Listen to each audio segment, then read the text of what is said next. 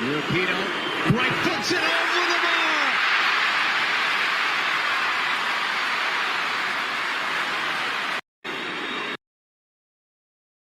And with that, and a few breaks that went the way of the Swedish soccer team, the U.S. women's national soccer team was eliminated from World Cup competition in what I would call the round of the Sweet 16. It's the earliest elimination for the U.S. women's soccer team on the world stage ever. They never even made it to the quarterfinal round. Now, I've got all kinds of thoughts about all this, and I want to discuss it. And not just the loss, but what the effect of Megan Rapinoe has been, not just currently on the team that she's on, but long term for her teammates who will come after her. Hang on, folks. We're going to get into all this in just 1 second.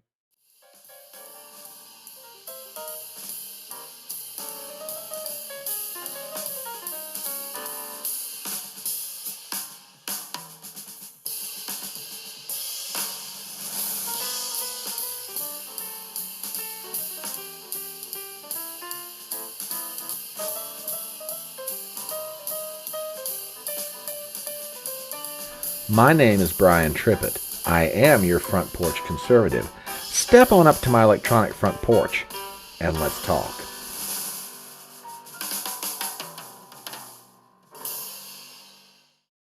Now, there's a lot of things that you can say about Megan Rapinoe, the captain of the U.S. women's national soccer team, who is now retired at the end of this World Cup for the U.S. team, having been defeated by Sweden in the round of the Sweet 16.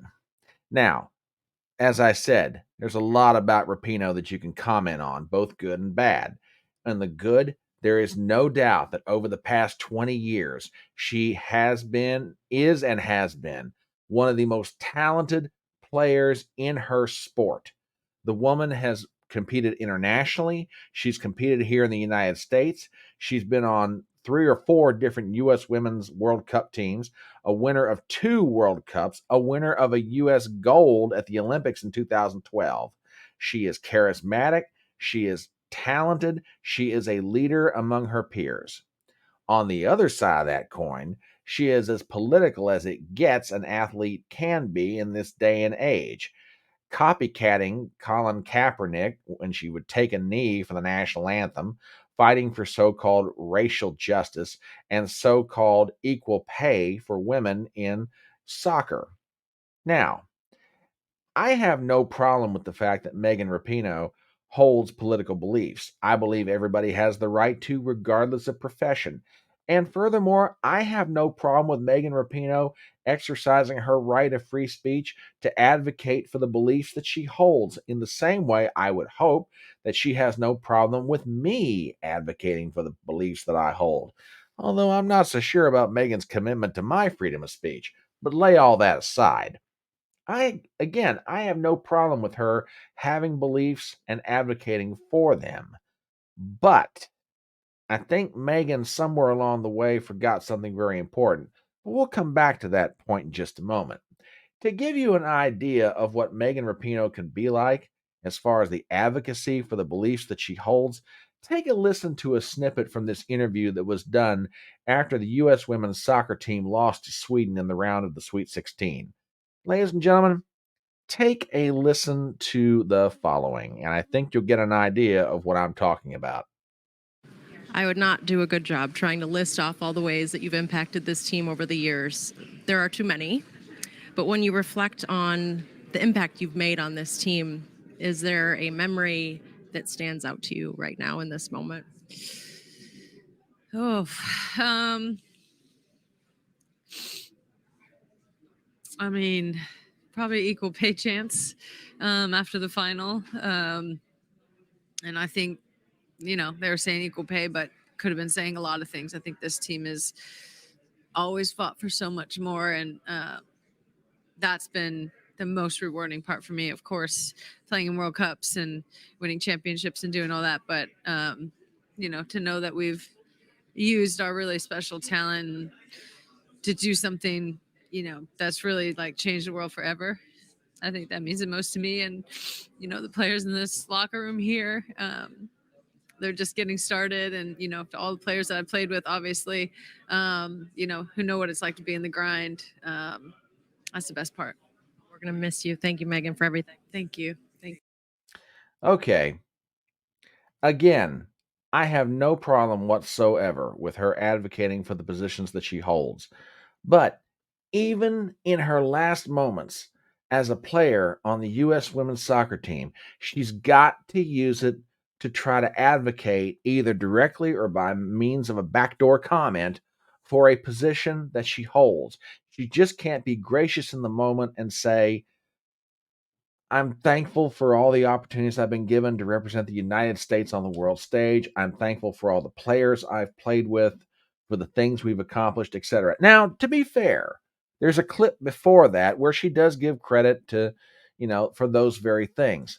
But what does she most think about as being part of the U.S. women's soccer team? How they tried to change the world in getting equal pay for women in soccer against the men's soccer team. Amazing. Absolutely amazing. And that gets down to the thing that bugs me the most about Megan Rapinoe. Megan either never learned or totally forgot one of the most important lessons in life, and that is this: there is a time and place under heaven to do all things. There's a time to advocate for the political positions and the beliefs that you hold, and there's a time to represent your nation on the world stage, and in doing so, put your politics and your political axe grinding aside and just represent your country in the best and most positive way you can.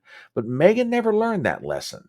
She viewed being on the U.S. women's national soccer team as a platform to advocate for her politics. I'm sorry. I think I can speak safely for millions of fans, regardless of what sport they enjoy.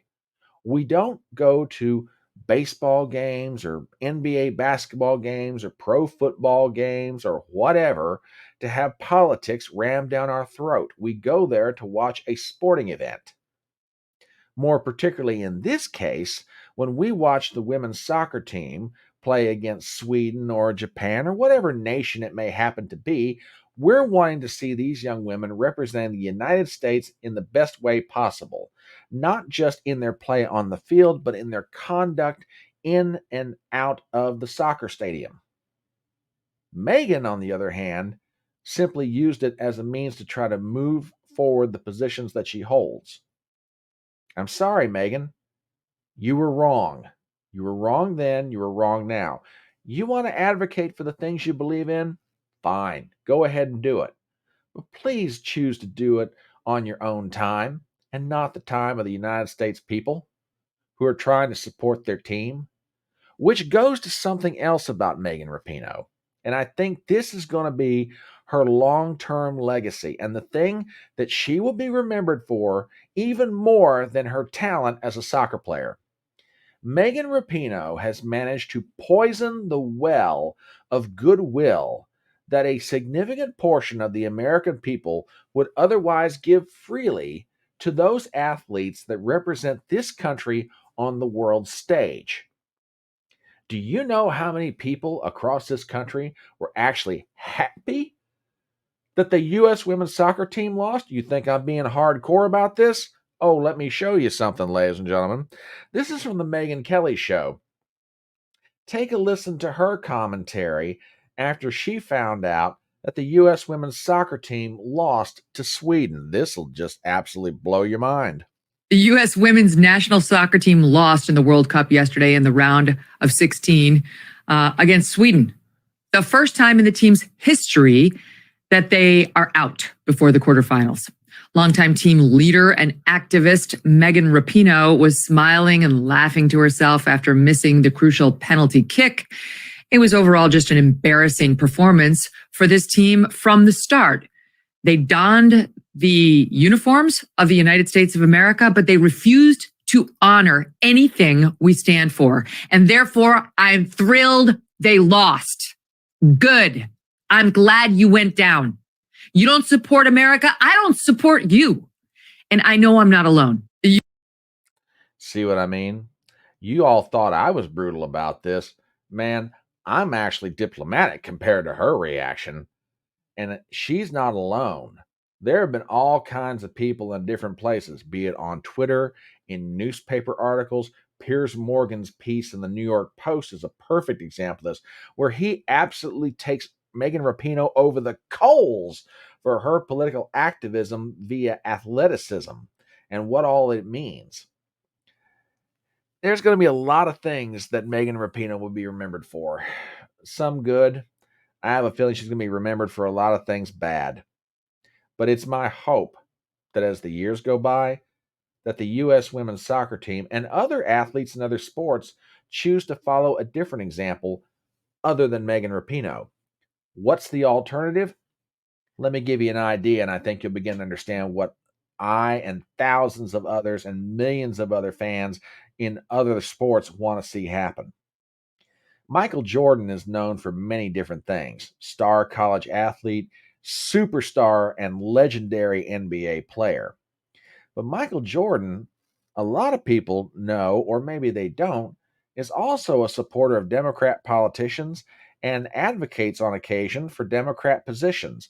But in 1992, as a member of the USA's Dream Team, he went to Barcelona and, along with Magic Johnson, Larry Bird, and a host of other legendary NBA players, routed the world's basketball teams on their way to Olympic gold. But funny, I don't ever remember Michael Jordan ever using the platform that he had as a member of the U.S. men's basketball team to advocate for any position, liberal or otherwise. He put on the country's uniform, he went on the world stage in the form of athletics, did his job, was a complete professional, and came home. That is what millions of fans in sports want to see happen again. Like I said, if somebody wants to advocate for a political position or a belief that they have, fine, but do it on your own time. We just want to support the teams that we love. We want to support the USA's teams when they participate on the world stage.